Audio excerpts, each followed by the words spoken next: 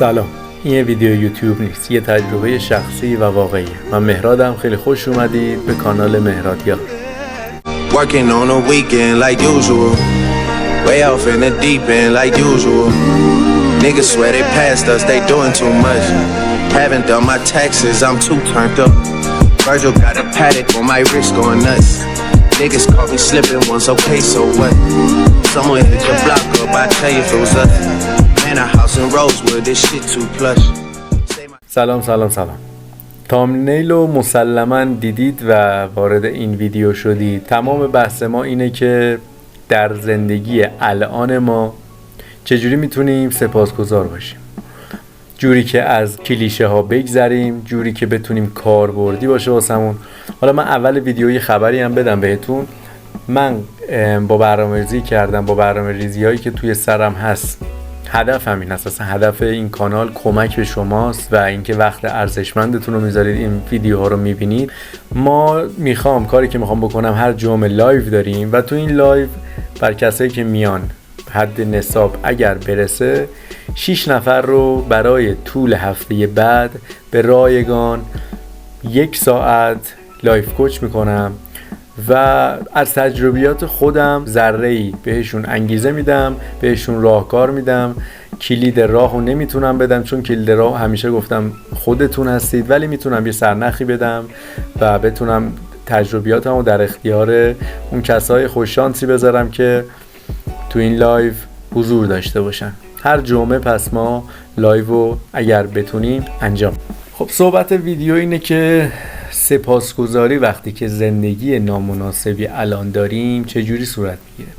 من توی ویدیوهای قبل هم گفتم خودم بر این عقیده دارم وقتی که زندگی ما تلاطم داره نمیتونیم مثلا این کارو بکنیم، نمیتونیم سپاسگزار باشیم. منطقی نیست زندگی ما داریم همیشه روی هدف تمرکز میکنیم. سپاسگزاری اول من ریشه‌ای میام یه قسمتی از این رو بهتون میگم چون نقطه ضعف هاشو بشناسید و بتونید بهتر باش مقابله بکنید و بعدش میام در انتهای ویدیو راه حل رو بهتون میگم.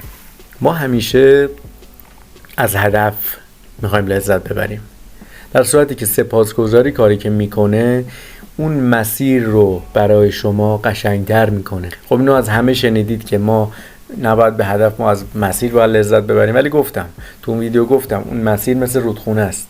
چجوری ما میخوایم اولا لذت ببریم که اون مربوط به اون ویدیو دوباره بازش نمیکنم. خب میگی به من که مهراد چجوریه داستانش، واسم یه ذره توضیح بده. من میگم بیاید ببینیم که آیا در این زندگی حتی آدم پولدارش و حتی آدم فقیرش چیز بد میشه وجود نداشته باشه. من نمیگم که پول خوشبختی نمیاره، پول کاملا خوشبختی میاره، ولی میگم توی هر زندگی یه سری از بدیه ها هست. نمیشه سفید با سیاهی شکل میگیره، خوبی با بدی شکل میگیره. ما داریم تو دنیایی از تضادها زندگی میکنیم، پس نمیشه برای یک نفر همش خوبی باشه، برای یک نفر همش بدی باشه. که میره توی اون حوزه توجه که ما به چیزی توجه میخوایم بکنیم. ما بیایم ببینیم چجوری از نقطه صفر با تکامل انسان‌ها به این نقطه‌ای که الان من هستم برای شما دارم توی خونم نشستم دارم ویدیو رکورد میکنم چجوری رسیدیم. چه چیز اگر بخوایم منطقی نگاه کنیم، هم منطقی هم احساسی، اونها چیزهای بدتری داشتن، چیزهای سختری داشتن برای جا زدن، برای ادامه ندادن. من همیشه از این راه که واسه خودم درستش کردم اینه که خودم رو با افراد گذشته مقایسه میکنم. اگر من الان توی خونم نشستم قدیم، این زندگیه که ما داریم، اینجا یه ذره کلیشه‌ای میشه، اینجا رو بگذارید دوباره میریم توی همون حوزه خودم. مجبورم بگم اگر ما الان نشستیم اینجا و 500 سال پیش هدف زندگی و آرزوی مردم، حالا 500 سال پیش خیلی من رفتم، خیلی کمتر هم میشه نگاه کنیم، این بود که مثلا به خونهشون حمله نشه، به چادرشون حمله نشه، غذایی برای خوردن پیدا کنن، آبی برای نوشیدن پیدا کنن. ببینید ما زمانو از دست میدیم. یعنی ما چون الان اینجا به دنیا اومدیم چیزی انگار دیگه نداریم برای سپاسگزاری تا به اون بعد برسیم. در صورتی که اگر میخواست انسان در قدیم اینجوری فکر بکنه هیچ موقع ادامه نمیداد. مثلا اون شرایط سخت‌تر بود دیگه. اگر میخواست مثلا آرزوی اینا بود که اصلا یه خونه‌ای داشته باشه من بتونم یه روز بشینم، انقدر از این ور نرم کار کنم، راهزن نباشه، پدر ما رو در نیارن، اصلا یه آبی باشه من بتونم بخورم. بعضی موقع فکر می‌کنم چه جوری اصلا رسیده، چی به اون انسان انگیزه داده که تا الان اینجا رسیده. که این میره تو بحث فلسفی، جاش نیست، ولی واقعا با خودتون فکر کنید چه چیزی انسان رو رسونده تا اینجا. 100 میلیارد انسان تا الان به دنیا اومدن و از بین رفتن. شما پس دردتون، مشکلتون تنها نیست. شما فقط به خاطر ناآگاهیایی که داشتید، فیلترهایی که تو مغزتون پرورش دادید، حالا چه ناخودآگاه چه خودآگاه، باعث شده که این خوبی‌ها رو نبینیم. یکی از دوستان داشت تعریف میکرد، من گفتم یه جایی برسید شما هر داستانی توی زندگیتون واسهتون یه درسی میشه و من میخوام به اونجا برسید. شما میگفتش که ما رفته بودیم با هواپیما سفر داشتیم میکردیم، این هواپیما وای فای داشت، وای فایش تا 5 دقیقه 10 دقیقه بود، موقعی که تکاف کردن بلند شدن این وای فای دیگه از بین رفت و اون شخصی که اونجا بود حتی ما میگیم کاری باشه، در صورتی که کاری نبود، یعنی یه کار واجب نبود، چون کسی که میره سفر باید بدونه که احتمالاتی داره که ممکنه برنامه‌اش پیش نره، ولی باز میگیم حتی اگه کاری بود خیلی به هم ریخت و داشت زمین و زمان رو فوش میداد که وای فای اینجوری شد فلان شد. میگم کاری هم نداشت، فقط اینکه میخواست اعتیاد خودش رو به اون اینترنت دوباره پر کنه. اون با خودش صحبت نکرد، یعنی ببینید یه هدفی داشته واسه خودش که رسیدن به وای فای و اینترنت بوده. وقتی که اون هدف از بین رفته دیگه نتونسته مغز چیزی رو جایگزین بکنه، چون تک بعدی داشته نگاه میکرده. یک بعدی یعنی چی؟ یعنی با خودش حساب نکرده. همیشه خودتون رو با افراد زمان قدیمتون مقایسه کنید، یه چیزی برای شوگذاری پیدا میکنید. امکان نداره شما مسیری که شاید 100 سال پیش 150 سال پیش، من تاریخدان نیستم، تاریخ‌ها رو دارم حدودی میگم، مثلا از اینجا می‌خواست بره ترکیه 2 هفته طول می‌کشید، 2 ماه طول می‌کشید، همین هول و هوش طول می‌کشید. ما الان نمیتونیم یه پیاده یه مسیری رو بریم، الان توی 2 ساعت ما از اینجا میرسیم به اونجا. چرا ما این رو یک معجزه نمی‌بینیم که بتونیم سپاسگزارش باشیم؟ خیلی واسم سوال شده خودم. یعنی اگر ما یه انسان قدیمی رو بیاریم زنده بکنیم بشینه اینجا بگه این چیه شما دارید، یا خدا شما خود پیامبرید، شما خود خدایید. فکر کنید کسی که اصلا این چیزها رو ندیده الان یارو میشینه تو هوا پرواز میکنه، اصلا مگه میشه؟ مگه اصلا تکونم نمیخوره، اونجا نشسته چای میخوره، قهوهشو میخوره تو هوا. حالا اگر من قدیم میومدم میگفتم یه روزی چای میخوری تو هوا، منو اعدام میکرد. پس یه ترفندی که ما میتونیم استفاده بکنیم. الان با دیدن این ویدیو شما فردا شکرگزار نمیشید مسلماً، من بهتون قول میدم، به خاطر اینکه این هم مثل چیزهای دیگه یک مهارتی که باید به مرور یاد بگیرید.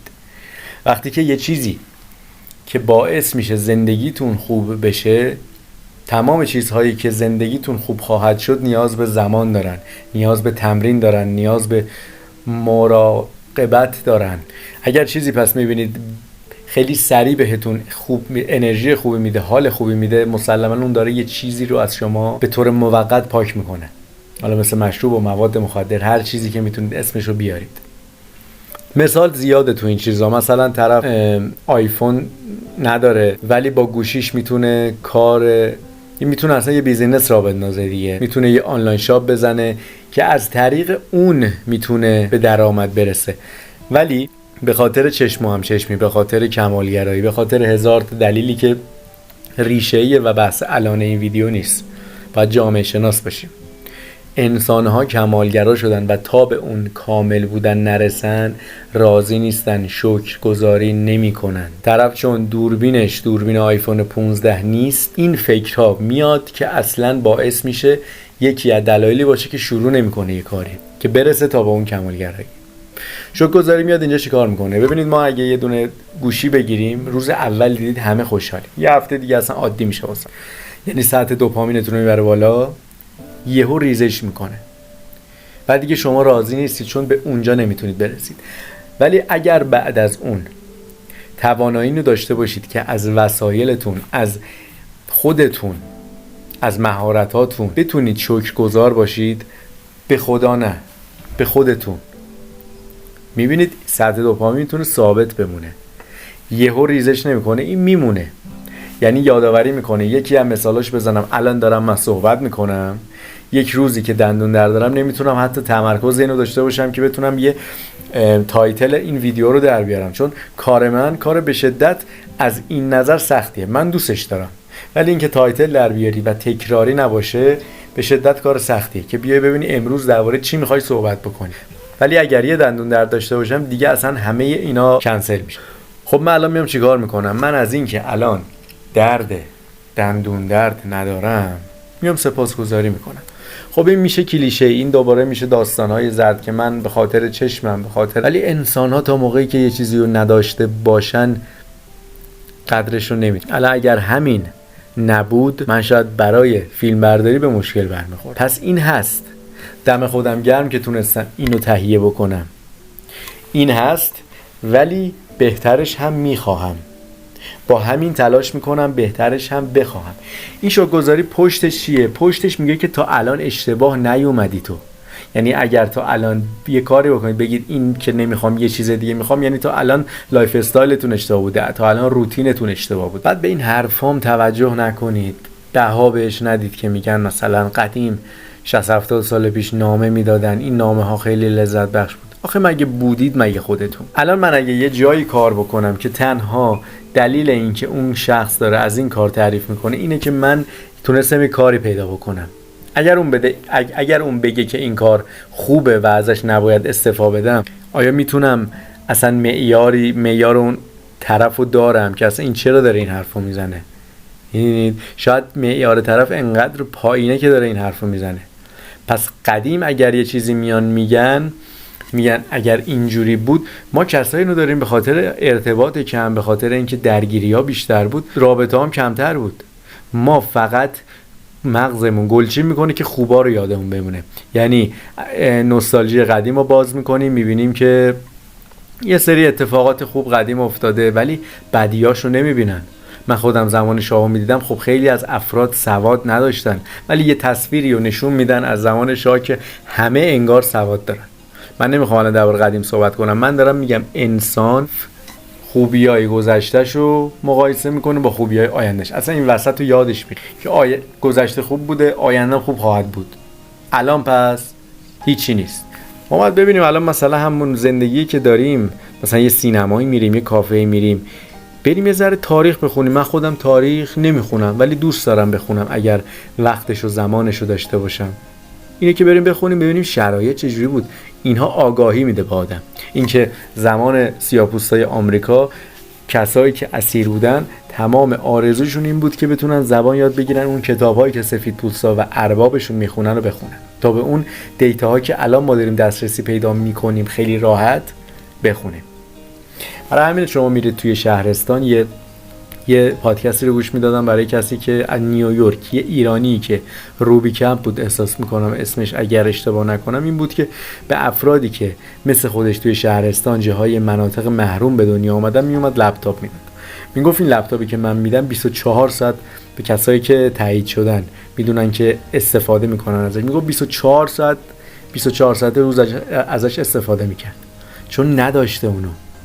ولی ما چون درگیر معیارها، درگیر مقایسه ها میشیم، همه چیمون میاد پایین، چون همه چیمون یه لول بالاتر ازش هست. برای همین هیچ چی دیگه به چشم نمیاد. پس این کسایی که میان خیلی با قیافه ددمنشانه میان میگن که ما الان داریم توی بحرانی ترین شرایط بشر زندگی میکنیم، انقدر زمان این 100 سال زندگی ما نسبت به طول تاریخ خود انسان بخوام به تاریخ دنیا مقایسه کنم که اصلا هیچی نیست. ولی خود همین تاریخ 100 سالی که یک نفر زندگی میکنه 1 ثانیه است. اگر 24 ساعت رو در نظر بگیرید کل اون 100 سال 1 ثانیه. برای همین کسی که تجربه نکرده نمیتونه نظر بده. خب آقا نظر میده، اصلا این چه فایده‌ای برای زندگی ما داره؟ من گفتم یه کسی هست، تو اون مثال گفتم اینا حس قربانی بودن دارن، حس میکنن خانواده بدی به دنیا اومدن، کشور بدی، و در نهایت به دنیا میرسه که میان دنیا رو هم دخالت میدن. توی این مسیری که من چشمو بستم میخوام به هدفم برسم یا حداقل نگاه نمیکنم، همش دارن این یه چیزای بدی ازش پیدا میکنن میگن. یه چیز خوبم داره، این که من الان سوار ماشینم دارم تو اون مسیرم میرم، اصلا که دارم تو مسیرم میرم. برای همین به این چیزا اصلا توجه نکنید. ببینید چی میتونید بگیرید از این علم خوب، از این توانایی، از این که اینجا تو این زمان خوب به دنیا اومدید تا بتونید با اطلاعات خوب بشینید تو خونه‌تون دیتای مفید رایگان و استفاده بکنید ازش. قدیم ما اینا رو نداشتیم که. قدیم یه مشکل داشتی اصلا چی داری میگی؟ مثلا فکر کن 50 سال پیش لات خیابون میومد میگفت من یه مشکل ذهنی دارم، اینکه راضی نیستم از زندگی. مردم زندگی میکردن. شوک‌گذاری هم که میکنید اولش هیچی احساس نمیکنید. شوک‌گذاری مثل نشستن برف دقیقاً. یعنی اگر این شوک‌گذاری بشینه، زمانی که بچه بودیم میخواستیم که ببینیم هی نشست بشین بیشتر بشین تا به یه حد نصابی برسه که مدرسه ها تعطیل بشه. اینم مثل همونه. شما باید این برف رو انقدر بشونید روی ضمیر ناخودآگاهتون تا دیگه مغز بگه تعطیل، افکار منفی تعطیل، انقدر چیز خوبی دارم که بخوام حداقل یه قدم جلو برم. ما نمیخوایم زندگیمون عوض شه، ما میخوایم یک قدم خودمون رو بیشتر دوست داشته باشیم، از کارهایی که کردیم تا الان لذت ببریم. من یه تایمی بود که موقعی که خوابیده بودم یه جا، چون حس گرما کشیدن رو من داشتم، از پنکه داشتم تشکر میکردم. حالا اگر جایی بود که میتونستم بلند میگفتم، اگر نه توی سر خودم میگفتم. چرا؟ چون دوباره داستان سازی کردم. همون جوری که میگم ذهن باید داستان سازی براش بکنید. این قدیم بود مصری‌ها یه نفر رو 24 ساعت اجیر میکردن با این پرای قو یه باد بزنه پادشاهو. الان دارم باد میخورم ولی به چشم نمیاد، چون بوده، از اول بچگیم بوده و این چیز خاصی برای من نیست. از اون داشتم چون من کشیده بودم گرما رو، میگفتم اگه این نباشه الان من پدرم در میاد. الهی به سهیل سنگرزاده رو میدم، میگفتش من بالش قدیم نداشتم، سویشرتمو لوله میکردم میخوابیدم، پس اگر الان بالش دارم من بالشم تشکر میکنم که میگم خیلی مرز باریکیه بین زرد و اینکه بتونید واقعا ازش استفاده بکنید. خلاصه حرف آخر رو بخوام بگم، این بازی یه بازی درونیه، اصلا دنبال بیرون نباش. 90% مردم اول میخوان یه واکنشی از بیرون ببینن. این کاملا یه بازی درونیه. حرفی هم نیست من بگم، حرفی هم نیست الان شما بگید زرد داری صحبت میکنی من بیام بگم درست داری میگه. حرفی بوده که مولانا زده، حرفی بوده که قدیمی ها زدن، افرادی که میشه قابل اتکاان. بازی درونیه. خیلی موقع شده یه نفر میبینه شما، میگه بعد اینکه شما رو یه ذره صحبت میکنید میگه شما این استعدادو داشتی چرا تا الان پس کاری نکردی؟ چون این نذاشته، این کشیده منو، این مقایسه کرده منو، این هزار تا کار نابجا انجام داده. پس توجهتون رو تا جایی که میتونید بیارید اول به خودتون، بعدش توجهتون رو به خوبی ها منعکس بکنید. کسی که میاد روانشناسی زرد و پخش میکنه میگه فقط دنیا مثبته، دنیا منفی مثبت هم هست، نمیشه اصلا یک دونه از این قطب‌ها باشه. فقط دنیا میگه به کدومش میخوای بیشتر نگاه کنی، همین یک اپسیلون به کدوم بیشتر متمایلی. اگر شما 51% مثبت بشید 49% منفی هست، ممکنه فردا روز دوباره منفی ببینید، ولی این 1% باعث میشه که تو طولانی مدت 1 سال بعد خودتون رو نشناسید دیگه. این تغییرهای کوچیکی که انجام. خیلی ممنونم نگاهتون که تا این جای ویدیو دیدید. لایو جمعه رو فراموش نکنید، به دوستانتونم بگید بیاد. من علاوه بر این که نمیخوام وقتتون هدر بره، واسه وقتتون ارزشمندم، میام مطالبی رو میگم که واسه خودم به کار اومده، میخوام بدون هیچ منتی میخوام وقت بذارم 1 ساعت کسایی که جمعه قرعه کشی میکنم، حالا همونجوری یه بالا پایین میکنم، کسایی که حالا یه صحبتی هم میکنم، یه گزینشی هم دارم، چون 1 ساعت هم وقت ایشون ارزشمنده هم وقت من. 1 ساعت لایف کوچ رایگان بدون هیچ منتی، چون کسایی بودن که به خودم کمک کردن و من تا جایی که بتونم میخوام به همه توانم باشه کمک کنم. مرسی. خدا